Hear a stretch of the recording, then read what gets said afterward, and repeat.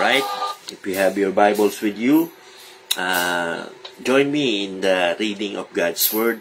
At ang babasahin po natin ngayon ay nasa Isaiah chapter 19. Isaiah chapter 19. Okay, if you have your Bibles with you, Isaiah chapter 19 po tayo. At dito po sa Isaiah chapter 19, ang ating pong paksa is the Lord's counsel against Egypt. The Lord's counsel against Egypt. Sabi po dito sa verse 11, "Surely the princes of Zoan are fools. The counsel of the wise counselors of Pharaoh is become brutish. How say ye unto Pharaoh, I am the son of the wise, the son of ancient kings." Alright, let's continue reading dito sa verse 12. Where are they? Nasaan daw po yung mga nagsasabing sila ay marurunong sa Egypt? Where are thy wise men? Let them tell thee now, and let them know what the Lord of hosts hath purposed upon Egypt. The princes of Zoan are become fools. The princes of North are deceived. They have also seduced Egypt, even they that are the stay of the tribes thereof. Verse 14, "The Lord hath mingled a perverse spirit in the midst thereof, and they have caused Egypt to err in every work thereof, as a drunken man staggereth in his vomit." Verse 15, "Neither there shall be any work for Egypt, which the head or tail, branch or rush may do. In that day shall Egypt be like unto women, and it shall be afraid and fear, because of the shaking of the hand of the Lord of hosts, which he shaketh over it. And the land of Judah shall be a terror unto Egypt. Everyone that maketh mention thereof shall be afraid in himself, because of the counsel of the Lord of hosts, which he hath determined against it." So nakita po ninyo, binanggit the counsel of the Lord of hosts, which he hath determined against Egypt. Here in Isaiah 19, the counsel of the Lord was pronounced against Egypt. The whole counsel of God, dito po sa chapter 19. Why? Because God would judge Egypt. Egypt is going to meet with disaster and judgment for the second time in her great history of war with the God of Israel. Now the Lord would make Judah a victor over Egypt.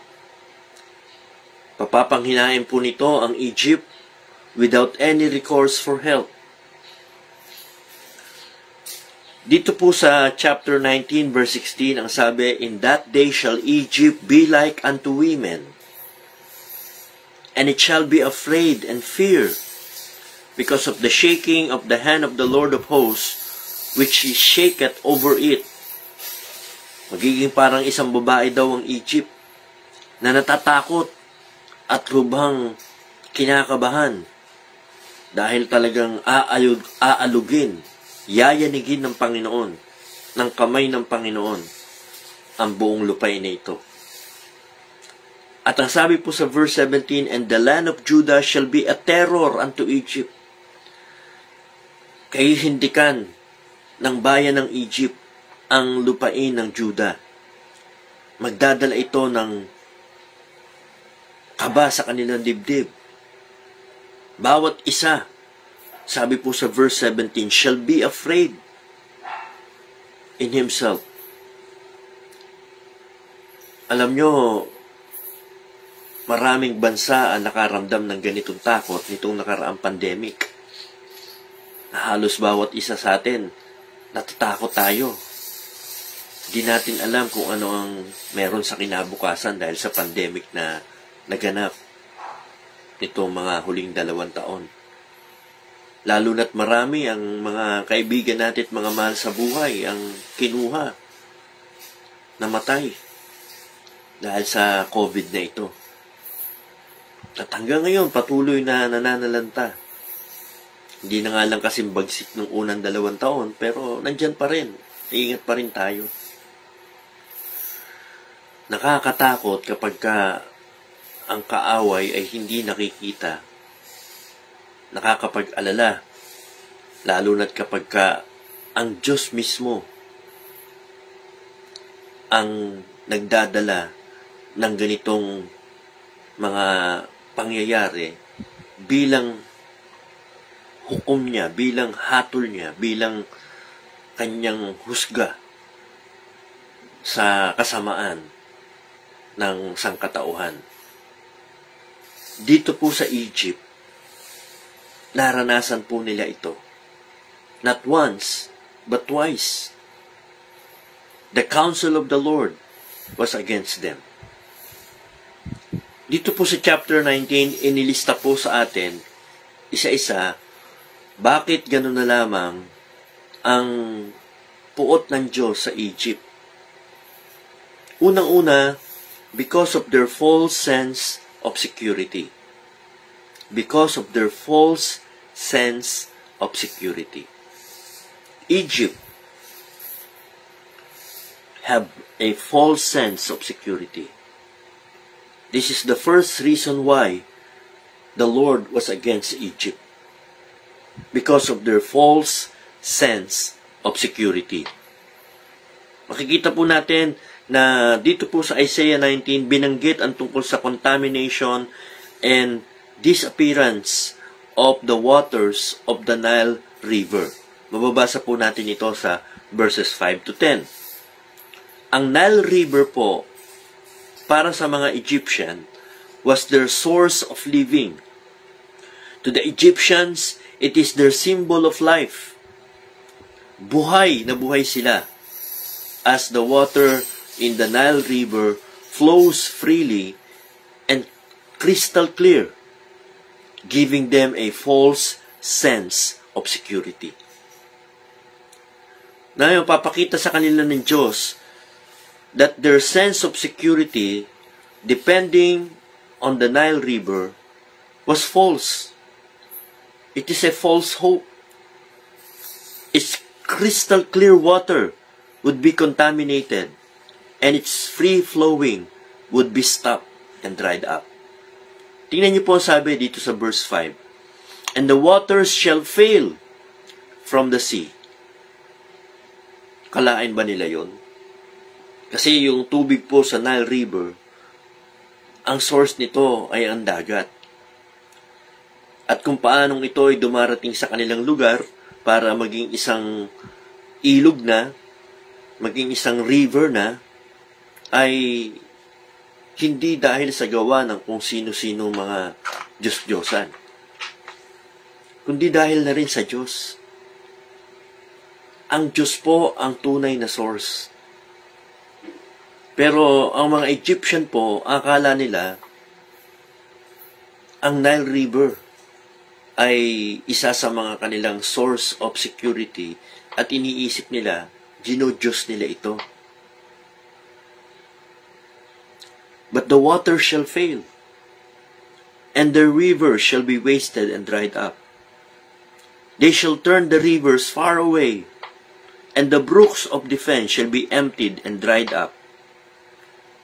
Alam niyo mga minamahal, whatever is our sense of security, if it is not God, it is false. Makita po ninyo dito sa verse 8, sabi, the fishers also shall mourn, and they that cast angle into the brooks shall lament, and they that spread nets upon the waters shall languish. Ang mga mangisda, ang mga mamimingwit, lahat sila. Mawawalan sila ng kabuhayan. Mawawalan sila ng pag-asa. Bakit? Kasi ang kanilang pinagkakatingnan ng kanilang kabuhayan, hahatulan ng Diyos, matutuyo, makokontaminate, mawawala. These references should remind us that God should be the source of our security. This is not the first time nangyari sa Egypt to. Naalala nyo sa unang pagkakataon sa Exodus chapter 7 hanggang verse 11, when Pharaoh was being persuaded by Moses to let the Israelites go so that they may worship God. But Pharaoh refused. So what happened to the Nile River? It was turned into blood. Now here in Isaiah, the prophecy was, it will be dried up. Matutuyo talaga. And history will prove this. Dahil talagang ito ang isa sa kinabagsak ng Egyptian Empire. Dahil nawalan sila ng source or supply of water at bumagsak ang kanilang ekonomiya at nangagutom ang kanilang mga livestock dahil walang mainom, walang makain, nangamatay, at ang Egypt po ay tuluyang nawala sa kapangyarihan. You see, unless God is our source of living, our sense of security is resting upon false hope. Ulitin ko yan. Unless God is your source of living, your sense of security is resting upon false hope. Ano ba ang source of living mo, akala mo? Ang trabaho mo? Ang business mo? Ang boss mo? Ang partner mo sa business? Ano ang source of living mo? You think it's your job, it's your employment? You think it's a nation where you go to as an OFW? Baka tinitingnan mo ang Qatar, ang Dubai, ang US, ang Canada, ano pa yung mga bansa nagbibigay ng trabaho sa mga OFW natin? Ang Japan, ang Singapore, baka nandyan ang sense of security mo. Kung makakapunta lang ako sa bansa na yan, ang Australia, safe na ako. At sigurado ang success ko. Dahil sa bansa na yan, talagang magandang ekonomiya. At sa mga bansa na yan, talagang gaganda ang aking buhay. At marami po tayong kapwa Pilipino, maging mga Kristiyano, nagkakaroon ng false sense of security. Iniisip nila, these are the nations that will bring success and good supply sa kanilang buhay. Listen to me and listen to me well. Unless God is your sense of security, your source of living may be dried up one day. God must be our source. God must be our security. Here we see the counsel of the Lord was against Egypt because of their false sense of security. The Nile River. And so what God did, God stopped the supply of water sa Nile River. Second, not only because their false sense of security, but because of their fake spirituality and idolatry. Because of their fake spirituality and idolatry. Egypt was known as a nation that pretends or posed to be as spiritual people. Masyado silang involved sa mga spiritism. Tandaan po ninyo, iba po ang maging spiritual sa maging spiritista. But the Egyptians, they are very much involved in spiritism and idolatry. Alam nyo, napansin ko po, kapag ang tao'y sumasamba sa Diyos-Diyosan, siya po ay nagiging involved sa spiritism. Kaya makikita po natin, mismo ang ating mga kababayan, nandyan po yung kanilang gusto nila na magkaroon ng relasyon o komunikasyon sa spirit world. Pero alam nyo mga minamahal, God is condemning spiritism and idolatry. Whenever a person practices spiritism and idolatry, their spiritual condition is at stake. Because spirituality cannot be achieved by practicing spiritism and idolatry. Witchcraft is one of the practice of Spiritism. At ang witchcraft po is as the sin of rebellion against God. Pinagbawal ng Diyos yan eh. At ipinagbawal ng Diyos ang pagsamba sa anumang inanyuan o inukit ng kamay ng tao. This is idolatry. God's biggest problem with Egypt was its practice of Spiritism and idolatry. Egyptians are idol worshippers. Between the gods and goddesses, they have over 50 deities that they worship. Kung ano-ano mga pinapractice nilang occultism, kung ano-ano ang pinapractice nila na witchcraft. Karamihan sa kanila ay naniniwala sa espiritista. In Exodus, God said He was not just against Pharaoh, but He was against all the gods of Egypt. Sabi po sa Exodus chapter 12 verse 12, "For I will pass through the land of Egypt. In the land I will smite all the firstborn at night, both men and beast, and against all the gods of Egypt I will execute judgment. I am the Lord." Yan po ang pahayag ni Moses mula sa bibig ng Diyos. Sinabi kay Pharaoh na lahat ng kanilang pagsamba sa Diyos-Diyosan hahatulan ng Diyos.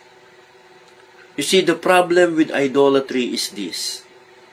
In the time of trouble, the Egyptians looked to all the wrong places. They turned to their gods rather than the one true and living God. In response, God will judge them and turn them over to a cruel oppressor. Kaya po ang Egypt ay hinusgahan ng Diyos because of their fake spirituality and idolatry. Kaya po mga minamahal, false gods can never take the place of the protection and safety provided by the one true and living God. Sa tunay at buhay na Diyos po tayo manalig. Sa tunay at buhay na Diyos po tayo humanap. At wag po tayong sumali sa anumang practice ng spiritism o yung tinatawag na idolatry. Genuine spirituality can never be achieved apart from the one true and living God. Without that one true and living God, idols are nothing. The work of man's hands. Those who put their trust in these idols would not prosper. Hindi po sila pagpapalain ng Diyos. Yung mga baka meron dyan na nananalangin pa sa poon, baka meron dyan na nananalangin pa sa ribulto, baka meron dyan na humahanap pa ng inyong kapalaran sa bituin at sa mga baraha, baka meron dyan na nagbabasa pa ng horoscope, baka meron dyan na naghahanap pa ng ano ba ang swerte, ano ba ang mala sa aking katayuan ng bahay, nagpapapangsoy pa kayo, pangsay. Ano ba? Paano ba pronounce niyan? Feng Shui?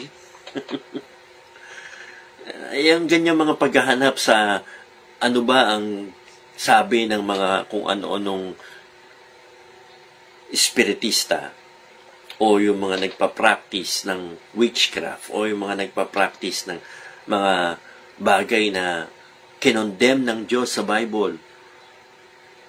Kilabutan kayo mga kapatid, huwag kayo mag-engage sa ganyan. Hindi, pastor, libangan lang. Hindi, pastor, susubukan ko lang. Hindi, pastor, ang ganda kaya, parang very interesting. Huwag ko kayong mag-involve sa ganyan sapagkat lahat ng yan ay kay Satan. Satan always would have a replacement of the one true and living God kasi ayaw ni Satan na ikaw ay sa Diyos umasa at manalig. Tandaan po ninyo mga minamahal. Ang lesson dito at mula noon hanggang ngayon is that whenever the people would embrace and trust their idols rather the one true and living God, it will eventually bring them down and destroy them. Tingnan po ninyo, sabi dito sa Isaiah chapter 19, verse 1. The burden of Egypt, behold, the Lord rideth upon a swift cloud, and shall come into Egypt, and the idols of Egypt shall be moved at his presence, and the heart of Egypt shall melt in the midst of it. And I will set the Egyptians against the Egyptians, and they shall fight everyone against his brother, and everyone against his neighbor, city against city, and kingdom against kingdom. And the spirit of Egypt shall fall in the midst thereof. And I will destroy the counsel thereof, and they shall seek to their idols, and to the charmers, and to them that have familiar spirits, and to the wizards. Ito po yung nagpa-practice ng spiritism. Yung mga charmer, yung mga familiar spirits, yung mga nakipag-uusap sa mga patay, at sa mga wizards, yung mga nagpa-practice ng witchcraft, yung mga charmers, yung mga gumagamit ng mga agi-agimat, mga pampaswerte sa buhay, yung mga bracelet na binibili nyo na magdadala daw ng buena sa inyo, ng swerte sa inyo. Huwag nyo po dyan idepende ang buhay ninyo, mga minamahal. Yung mga singsing na magdadala daw sa inyo ng kapalarang maganda, yung mga kwintas na magdadala daw sa inyo ng puwersa ng universe at kayo ay magiging makapangyarihan at mag-aakit daw ito ng maraming pera sa inyong buhay. Huwag ko kayo maniwala sa mga ganyan. Tandaan niyo po ang sabi ng Diyos sa Israel, it is I, sabi ng Diyos, that giveth thee power to get wealth. Kaya yung mga pampaswerte niyo dyan sa buhay niyo, tanggalin niyo na sa buhay niyo. Dahil hindi mo magdadala ng swerte sa buhay niyo, magdadala yan ng judgment ng Diyos. Ang Egypt po ay hinatulan ng Diyos because of their fake spirituality and idolatry. The counsel of the Lord was against Egypt. Why? Because of their false sense of security and because of their fake spirituality and idolatry. Pangatlo, because of their firm stance of audacity. Because of their firm stance of audacity. Very bold po itong Egypt. Very audacious. Very arrogant. Very proud concerning their religion.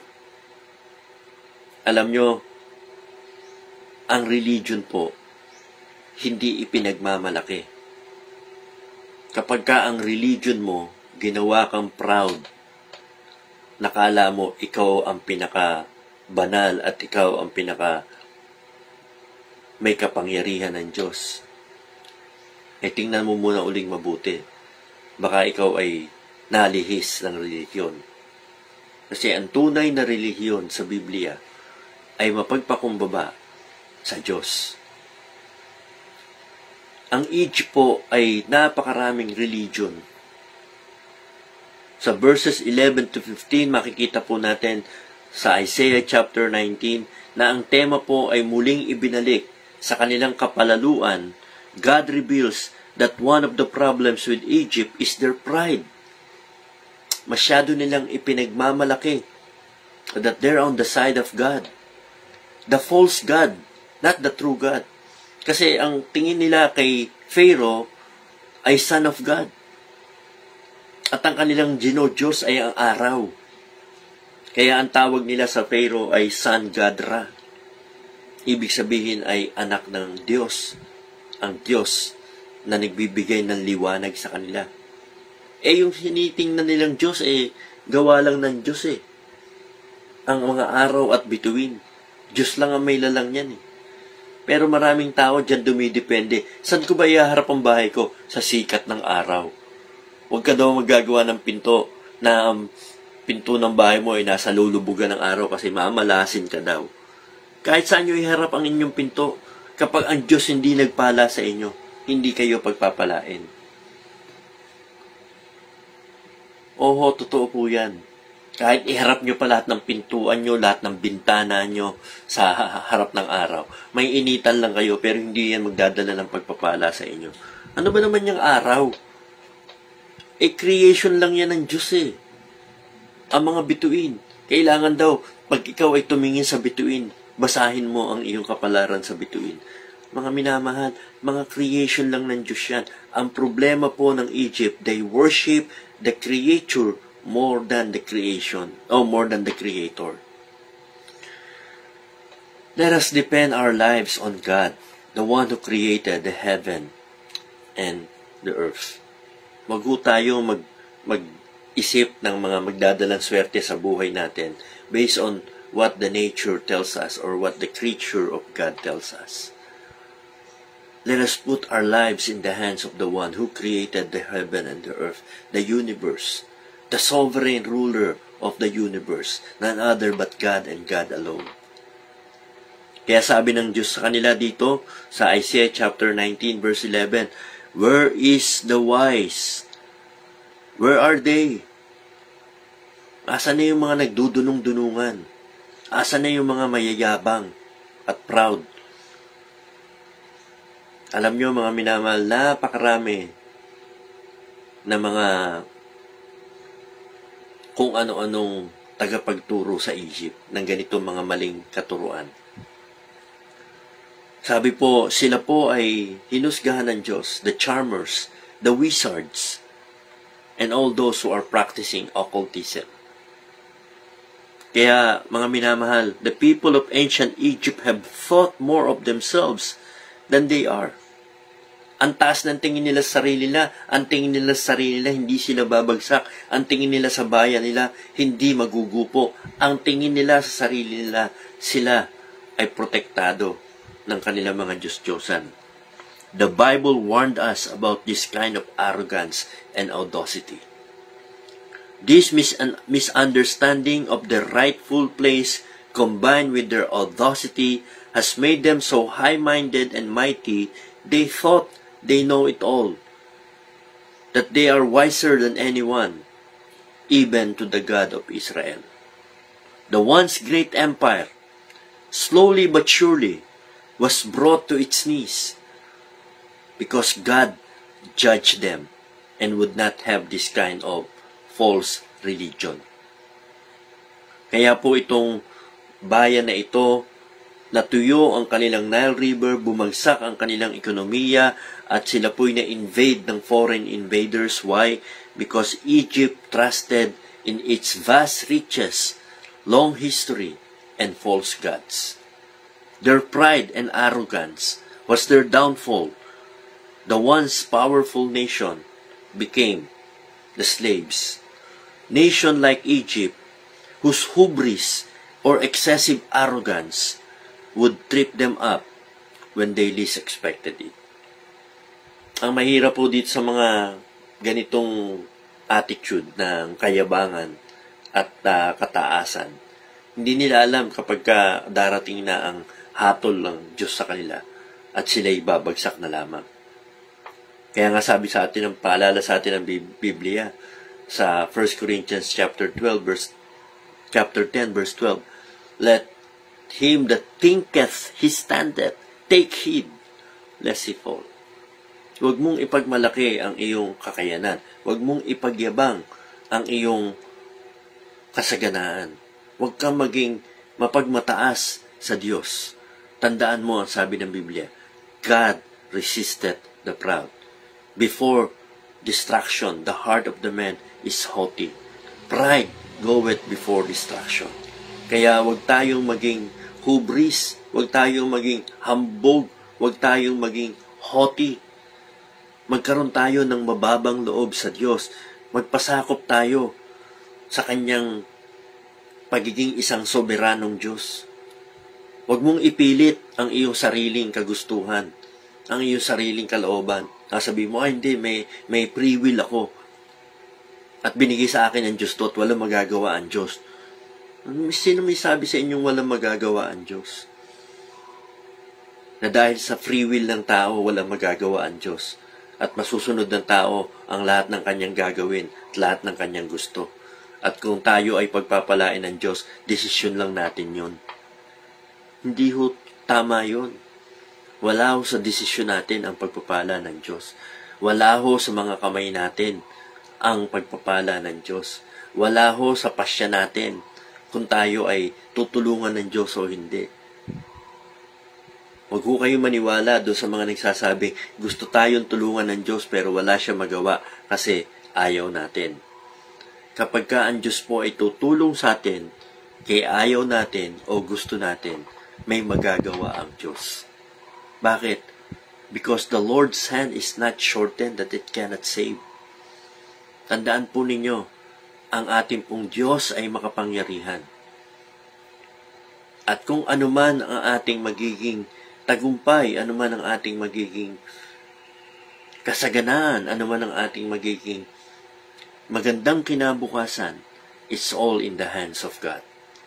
Kaya, wag ho tayo maging kagaya ng mga Egyptians, na tayo po akala natin walang magbabago sa buhay natin, walang mangyayaring pagbagsak, walang mangyayaring mga hindi inaasahan. Why? Because we have a false sense of security, we have fake spirituality and idolatry, we have a firm stance of audacity. Tandaan nyo, yung mga ganyan ang magbabagsak sa kanino mang tao. False sense of security, fake spirituality and idolatry, and firm stance of audacity. Sa Diyos, wala hong sino mang magmamalaki ang magtatagumpay. Pero sa lahat na nagpapakumbaba sa Diyos, sa lahat ng humahanap sa mukha ng Diyos, at nagtitiwala sa kanyang bugtong na anak na si Jesus, sila lamang ang bibiyayaan ng Diyos. Una, ng kaligtasan. Pangalawa, ng kanyang kasaganaan. Kasaganaan hindi lang sa mga material na bagay, kundi una sa lahat, sa pangangailangan ng tao, ng love, joy, peace, gentleness, goodness, meekness, temperance, the fruit of the Spirit. Kapag tayo po ay nasa Panginoon, tumahanap sa kanyang kaloob at nagpapakumbaba sa kanya, ang Diyos po ang magpapala sa atin. Kaya sa umagang ito, kung ikaw ay hindi patiyak saan pupunta ang iyong kaluluwa, kung ikaw ay wala pang katiyakan sa iyong kaligtasan, sa umagang ito, tanggapin mo si Jesus. Magtiwala ka sa Kanya. Siya lamang ang makapagbibigay sa iyo ng kaligtasan. This is Pastor Jess Marasigan. Salamat po sa bawat isa at nawa patuloy tayong mag-share ng gospel.